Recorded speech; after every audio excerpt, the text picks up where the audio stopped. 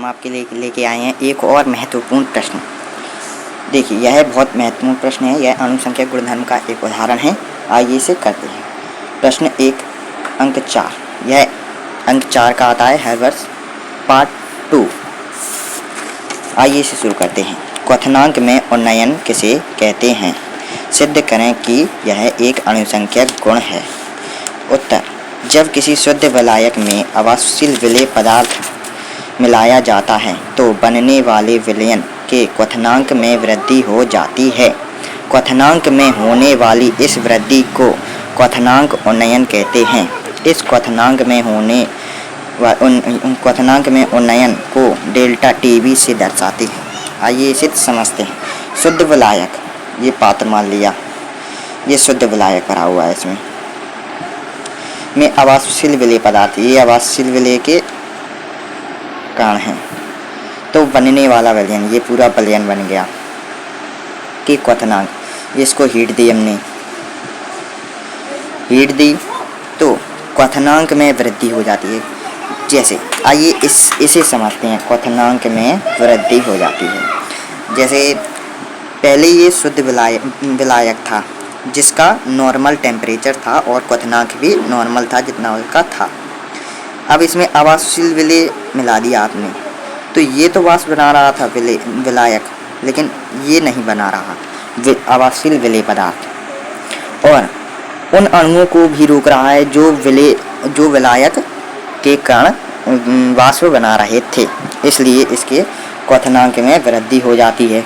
क्वथनांक में होने वाली इस वृद्धि को क्वथनांक में उन्नयन कहते हैं। ये हीट ज़्यादा देनी पड़ेगी तो उन्नति हुई कि नहीं, उन्नति हुई कि नहीं, तो इस उन्नति को ही क्वथनांक में उन्नयन कहते हैं। इसे डेल्टा टीबी से दर्शाते हैं।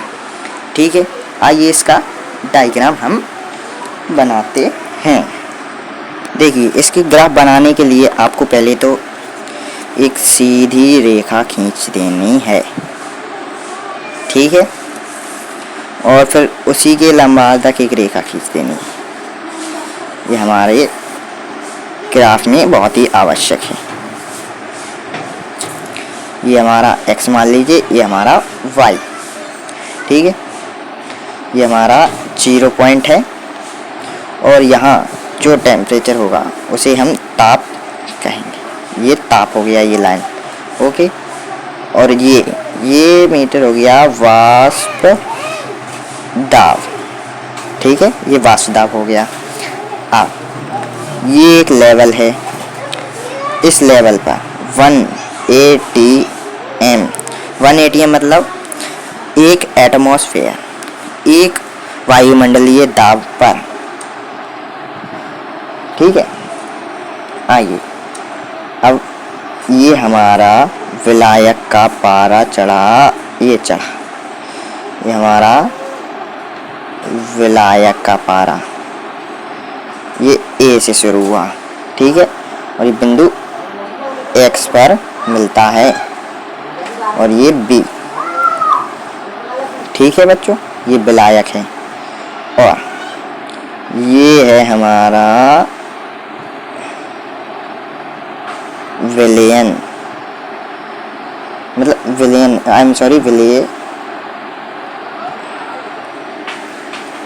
विलय, ये C से D तक, ठीक है। अब देखते हैं, ये डॉट डॉट डॉट डॉट हमने बनाया, ठीक है, और ये यहाँ पर, ठीक है, यहाँ पे भी x हुआ, यहाँ पे y कर देते हैं, y, ओके। ये हमारा क्या है, ये हमारा ताप था। तो विलायक और अवाष्पशील विलेय के क्वथनांक में जो अंतर आया है उसे हम डेल्टा टीबी कहते हैं। ये अंतर है, ठीक है। ये पहले क्या था, डेल्टा टी नॉट बी, और इसे टीबी से दर्शाते, ठीक है। पहले हमारा विलायक का क्वथनांक और फिर विलेय का क्वथनांक, और ये क्वथनांक में उन्नयन हुआ, ये वृद्धि हुई, इतनी वृद्धि हुई, ठीक है। आइए तो अब आगे समझते हैं। आगे अर्थात हम लिखते हैं, अर्थात delta T B is equal बराबर T B minus T B naught, मतलब टी नॉट बी। इस बात को सिद्ध करने के लिए हम लिखते हैं, ओके, प्रयोगों के आधार पर यह पाया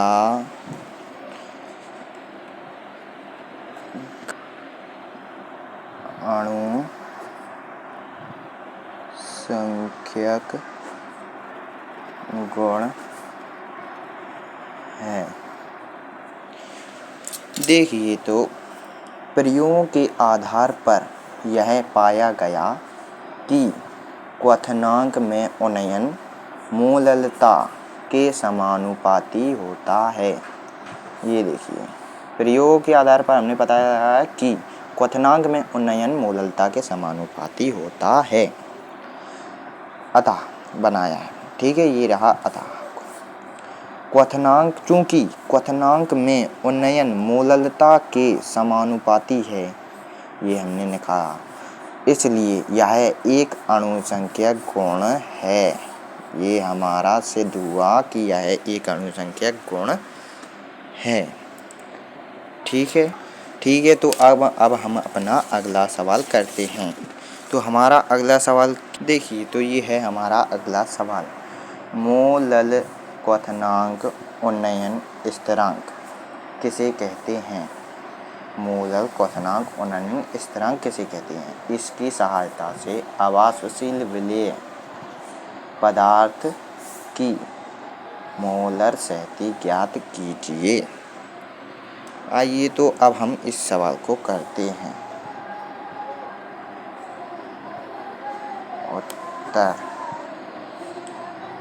उत्तर में हम लिखेंगे कि हम जानते हैं।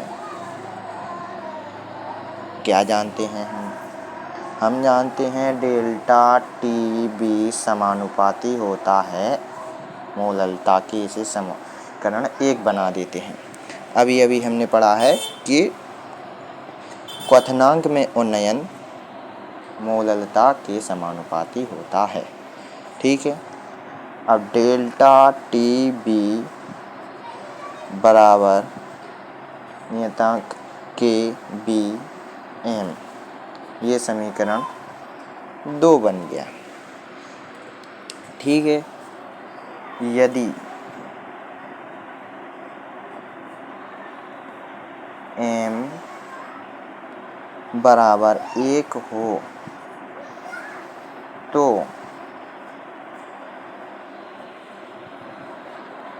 डेल्टा टी बी बराबर के बी।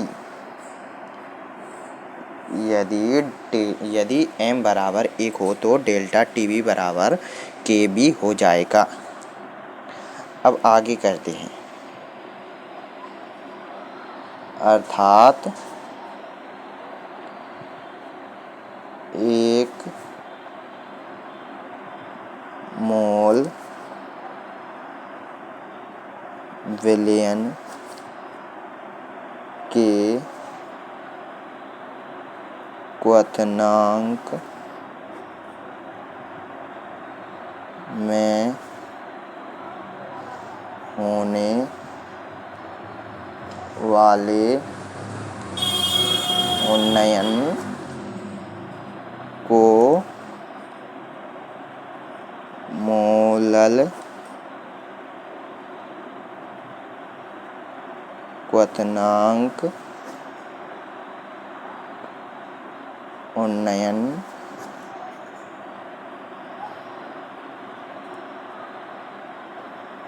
स्थिरांक कहते हैं। इसे के बी से दर्शाते हैं। तो देखिए हमने क्या लिखा, 1 मोल बिलियन में क्वथनांक में होने वाले उन्नयन को मोलल क्वथनांक उन्नयन कहते हैं, स्थिरांक कहते हैं, एसिड Kb से दर्शाते हैं। ठीक है, तो आगे करते हैं। किसी शुद्ध जल, देखिए तो शुद्ध जल के लिए इसका मान 0.52 किलोग्राम मोल होती है। ये हमें याद रखना है कि शुद्ध जल के लिए मोलल क्वथनांक उन्नयन स्थिरांक 0.52 होता है। ठीक है, तो चलिए इसे आगे बढ़ाते हैं इस सवाल को। लीजिए तो आगे हम बढ़ाते हैं इस सवाल को।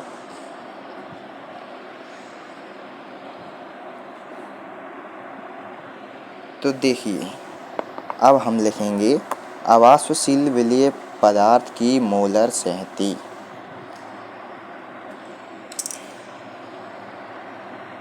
अवाष्पशील,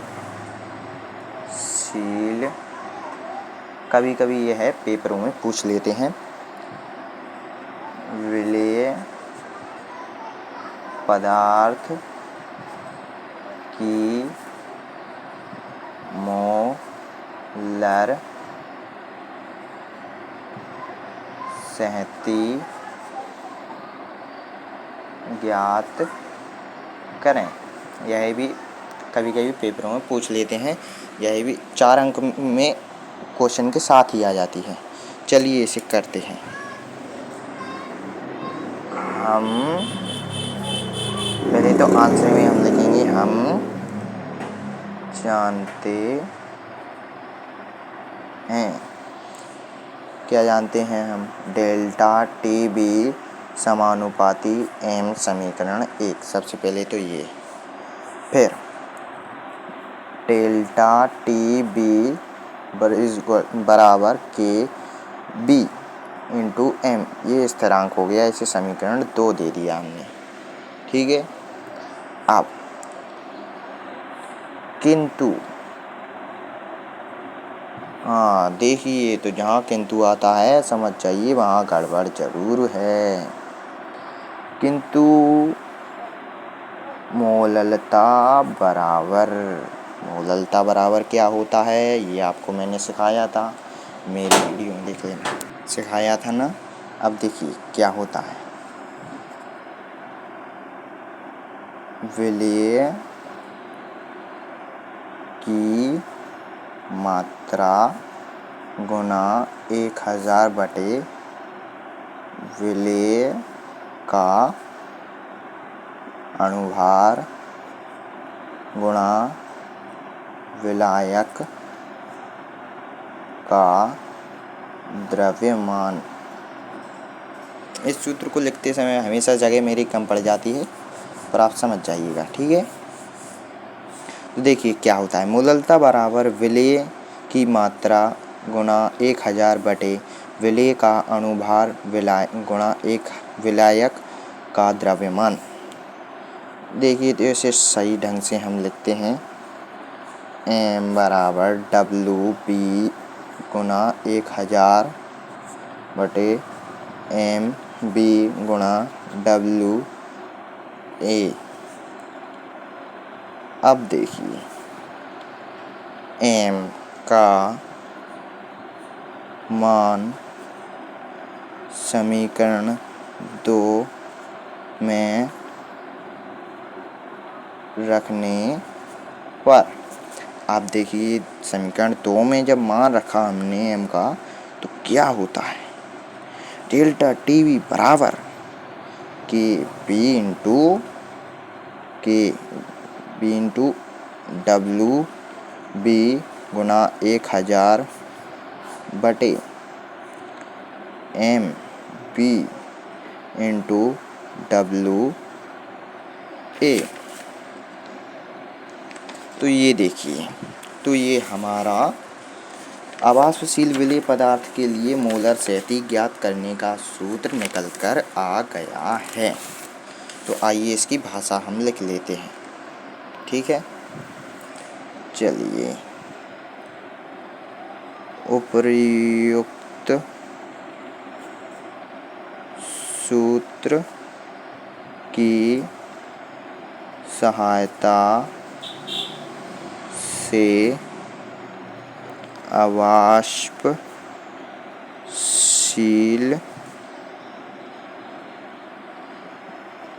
विलेय पदार्थ की